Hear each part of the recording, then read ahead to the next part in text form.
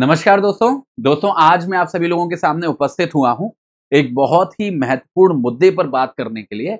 और वो मुद्दा है कंसिस्टेंसी का। काफी आप में से बच्चे हैं जिनके मेरे पास सवाल आते हैं, या मैं भी समझता हूं अपनी तरफ से, क्योंकि मैं भी उस दौर से गुजरा हुआ हूं कि सबसे बड़ा चैलेंज किसी भी तैयारी के अंदर, जुडिशियल सर्विसेज की प्रिपरेशन के अंदर, या फिर किसी भी अन्य एग्जाम की प्रिपरेशन के अंदर, वो ये नहीं है कि उसके अंदर जो सब्जेक्ट मैटर है वो बहुत ज्यादा कठिन है या वो समझ में नहीं आ रहा है। वो चीजें तो हैंडल की जा सकती हैं, पर सबसे बड़ा जो स्ट्रगल है वो ये है कि हम लोग कंसिस्टेंट कैसे रहें अपने एफर्ट्स के साथ।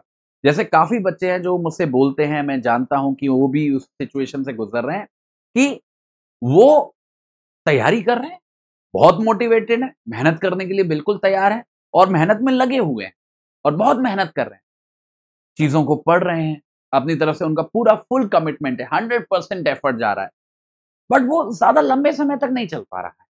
15 दिन, 1 महीना, 2 महीना, 3 महीना, फिर उसके बाद क्या?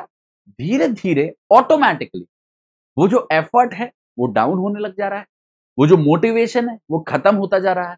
ऐसा नहीं है कि कुछ फेलियर का सामना हो गया, या ऐसा नहीं है कि कुछ और गलत हो गया, तबीयत खराब हो गई। नहीं, ये तो कुछ एक्सेप्शनल सर्कमस्टांसेस है। नॉर्मली भी अगर सब कुछ अच्छा चल भी रहा है, सब कुछ बढ़िया चल भी रहा है, but over a period of time हमारा जो मन है, वो ऊबने लगता है। और हम लोगों को वो जो चीज़ हम लोग इतने मेहनत से कर रहे थे और उसको एन्जॉय भी कर रहे थे जब तक हम लोग उसको कर रहे थे, पर अब उसको करने में वो मज़ा नहीं आ रहा है। समय के साथ इंटरेस्ट खोता जा रहा है, हल्का-सा भारीपन दिमाग के ऊपर महसूस हो रहा है, और अंततः क्या होता है कि हमारी कंसिस्टेंसी टूट जाती है। और एक बार अगर हमारी कंसिस्टेंसी टूट गई, वापस उसको ट्रैक में लाने में बहुत समय निकल जाता है, और कभी ला पाए या नहीं ला पाए। सबसे बड़ा रीज़न कि बच्चे तैयारी को छोड़ देते हैं या फिर वो उस लेवल का रिज़ल्ट नहीं ला पाते हैं जो उन्होंने एक्सपेक्ट किया था, वो यही रहता है कि वो हज़ार कोशिश के बाद भी कंसिस्टेंसी मेंटेन नहीं कर पा रहे हैं। वो सेलेक्ट होना चाहते हैं, वो लाइफ में कुछ बड़ा करना चाहते हैं और वो कोशिश भी कर रहे हैं, पर फिर भी उनसे हो नहीं पा रहा है। इस वजह से नहीं कि उनकी समझ कम है, इस वजह से नहीं कि उनको कुछ पढ़ने में दिक्कत है, नहीं। वो बस उस कंसिस्टेंसी को मेंटेन नहीं कर पा रहे हैं, समय के साथ अपने फोकस को खोते हुए जा रहे हैं। इसका क्या सॉल्यूशन है? कैसे इस दुविधा से हम लोग छुटकारा पाएँ? कैसे एक ऐसा तरीका निकालें कि हम लोग अपने एफर्ट्स के साथ कंटिन्यू कर सके लंबे समय तक। मैं काफ़ी ऐसे बच्चों को जानता हूँ, जो मुझसे पूछते हैं कि सर कौन से सब्जेक्ट के लिए कौन-सी किताब खरीदें? और फिर वो मोटी-सी बुक खरीद के भी लाते हैं और वो उसको स्टार्ट करते हैं फुल मोटिवेशन के साथ, और शुरू के 50 पन्ने, 100 पन्ने, 150 पन्ने वो बहुत मेहनत से पढ़ते भी हैं, पर 100 पन्ने के बाद उनका किताब खोलने का मन नहीं कर रहा है। वो बच रहे हैं कि कैसे मुझे ये ना खोलना पड़े, और अगर कभी मजबूर करके अपने आप को खोल के बैठ भी गए, तो फिर पढ़ा नहीं जा रहा है, मन ही नहीं कर रहा है, मन ही नहीं लग रहा है। अब किसी चीज़ को करने से में अगर मन ही नहीं लग रहा है, लेथार्जी हो रही है, तो क्या ही समझ में आएगा? तो सिर्फ़ बैठे रहने का, मुँह पे रख के उसका भी कोई फ़ायदा नहीं है। तो क्या करें? क्या सॉल्यूशन है इसका? देखिए दोस्तों, इसका कोई सॉल्यूशन नहीं है, टू बी वेरी फ्रैंक मैं आपको बता रहा हूँ ऑनेस्टली। इसकी कोई ऐसी दवा नहीं आती मार्केट के अंदर कि उसे खा लोगे और कंसिस्टेंट हो जाओगे। कंसिस्टेंट होना एक बैलेंस्ड अप्रोच का नतीजा होता है। सबसे बड़ी गलती हम लोग पता है क्या करते हैं अपनी स्टूडेंट लाइफ में, क्योंकि हमारे में इतनी समझ नहीं होती और जोश बहुत ज़्यादा होता है। हम कम समय में बहुत ज़्यादा करने की कोशिश करते हैं। दोस्तों, हमेशा याद रखिएगा, जिसको जितनी ज़रूरत उतना ही करना चाहिए। उससे कम करना भी नुकसानदायक है, और उससे कहीं ज़्यादा नुकसानदायक है उसे ज़्यादा करना। हम लोग जब किसी चीज़ को शुरू करते हैं, तो हम ओवरटली मोटिवेटेड होते हैं, नो डाउट।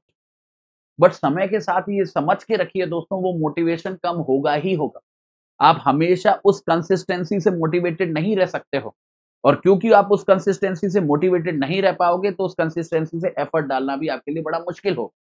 तो इसलिए जब भी आप शुरुआत करते हैं, अपना टाइम टेबल वगैरह बनाते हैं, अपने टारगेट्स को सेट करते हैं, तो उस हाई मोटिवेशन के अनुसार मत करिए। आप उसको बैलेंस्ड आउट करने की कोशिश करिए फ्यूचर सर्कमस्टांसेस से। तो आज मेरे में जोश है, मैं एक दिन में 10 घंटे पढ़ पा रहा हूँ, एक दिन में किताब के 50 पन्ने कवर कर पा रहा हूँ, पर मुझको ये मानना होगा कि 1 महीने बाद वो मेरे में जोश नहीं रहेगा। तो अपने टारगेट को 10 घंटा सेट नहीं कर सकता हूँ for all times to come. मेरे को उसको नीचे करना पड़ेगा, मेरे को 8 घंटे, 7 घंटे, 6 घंटे पे आना पड़ेगा अपने नेचर के हिसाब से, जिससे कल को मुझे वो करना भारी ना लगे। महीने के पहले दिन में कितना एफर्ट दे रहे हो वो मैटर नहीं करता, महीने के आखिरी दिन तक कितना एफर्ट जा रहा है, दैट इज़ इम्पोर्टेंट।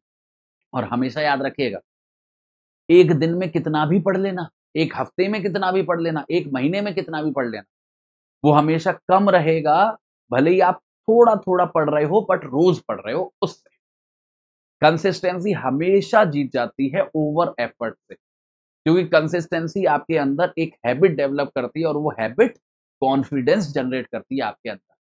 तो दिन में भले ही 2 घंटा पढ़ो दोस्तों, भले ही 1 घंटा पढ़ो, पर उसको रोज़ पढ़ो, तरीके से पढ़ो, ठीक है? जितना भी एफर्ट देना है ना, उतना देना है जितनी आपकी अभी क्षमता है और कोशिश करना है कि जो भी मैं कम से कम कमिटमेंट कर रहा हूँ, कम से कम कमिटमेंट करो। और जितनी कमिटमेंट करो ना, उसको पूरा करो। उसके साथ फिर चीटिंग मत करो। That should be your aim, that should be your target. और छोटे-छोटे टारगेट से शुरू करो। जैसे मैंने जब पढ़ाई शुरू की थी, मेरा जो फर्स्ट टारगेट था दैट वाज़ आधा घंटा। दिन में आधा घंटा पढ़ता था, कि आधा घंटा मुझे पढ़ना है, मिस नहीं करना। और मैं सच में मिस नहीं कर पाता था, क्योंकि जब मेरा मन भी नहीं करता था ना, तो मेरे दिमाग में होता था आधा ही घंटा तो है, आधा घंटा तो ऐसे खत्म हो जाएगा, तो बैठ जाते हैं, पढ़ लेते हैं। पर सोचिए मैं आधा घंटा रोज़ पढ़ रहा हूँ, हर महीने, हर हफ्ते, हर साल पढ़ रहा हूँ, तो वो ज़्यादा बेनिफिशियल है, 4 दिन 8 घंटे पढ़ने से और फिर बिल्कुल ना पढ़ने से। Getting my point? फिर उसको धीरे-धीरे बढ़ाओ, फिर वो आधे घंटे को 45 मिनट करो, फिर उस 45 मिनट को 1 घंटा करो, फिर उस 1 घंटे को 2 घंटे करो, धीरे-धीरे अपने कम्फर्ट से। ज़रूरी नहीं है कि आज आधा घंटा पढ़ रहे हो तो 1 हफ्ते बाद 1 घंटा पढ़ने लगो, आराम से, टेक योर टाइम। हड़बड़ी नहीं, क्योंकि हड़बड़ी से वैसे भी कुछ फ़ायदा नहीं होगा, आगे जाके चीज़ें खराब ही होंगी। तो शुरू से ही उसकी तैयारी करो। कंसिस्टेंसी इज़ द एम, उसको नहीं छोड़ना है कभी भी।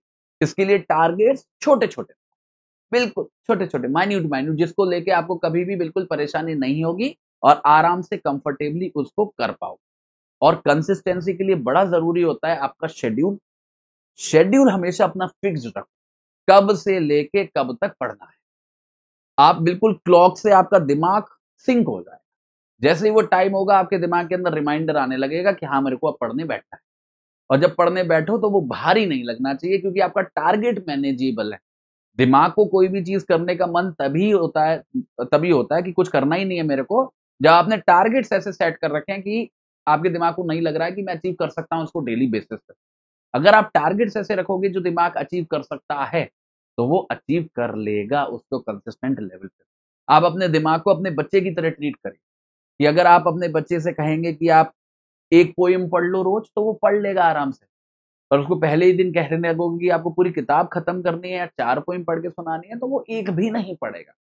सेम आपका दिमाग है, उसको कंट्रोल करने के लिए उसे बहलाना पड़ता है, फुसलाना पड़ता है, उसके हिसाब से चलना पड़ता है। हमेशा याद रखिए, आपको अपने दिमाग के हिसाब से चलना है, दिमाग आपके हिसाब से नहीं चलेगा।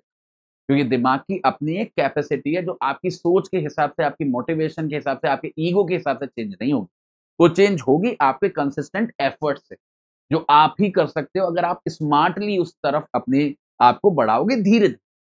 Take one step at a time, ठीक है? तो कंसिस्टेंसी को बिल्कुल मत छोड़ो, फोकस को बिल्कुल मत छोड़ो, मिनिमाइज़ टारगेट्स रखो और धीरे-धीरे उनको बढ़ाओ। आप ये खुद महसूस करोगे कि एक समय पे आकर आप एक ऐसी स्थिति में पहुंच गए हो जहां पे आपकी तैयारी बिल्कुल ट्रैक पे चल रही है। ठीक है? इस बात को याद रख लेंगे सभी लोग। चलिए, अब दोस्तों एक छोटा सा अनाउंसमेंट है। अगर दोस्तों आप लोग तैयारी कर रहे हो और आपका प्लान है अगले 6 महीने, 1 साल, 2 साल में एग्जाम देने का, तो स्टडी आईक्यू जुडिशरी का P2I लाइव बैच आप जरूर कंसीडर कर सकते हो, बैच नंबर 7। ये बैच आपको 29,999 रुपीज में मिल जाएगा अगर आप ये कूपन कोड यूज करोगे, APHILIVE। बहुत ही अच्छा बैच है जिसके अंदर आपको कॉम्प्रिहेंसिव तैयारी देखने को मिलती है, प्रीलिम्स, मेंस और इंटरव्यू तीनों की। ये बैच दोस्तों 6 अगस्त से शुरू हो रहा है, तो आपके पास ज्यादा समय नहीं है, तो फटाफट से इस बैच में एनरोल करा लो। इफ यू आर टारगेटिंग कि 6 महीने, 1 साल या 2 साल में मेरे को जुडिशरी क्रैक करना है तो। और बाकी जो मैंने आपको कंसिस्टेंसी वाली बात बताई, उसको हमेशा दिमाग में रखिए। ज्यादा घबराइए मत, ज्यादा हड़बड़ाइए मत, आराम से चीजों को अपने कंफर्टेबल लेवल पे लेके चलिए। बाकी आज्ञा दीजिए, आप सभी लोगों से फिर से किसी नए सेशन के अंदर मुलाकात होगी। नमस्कार।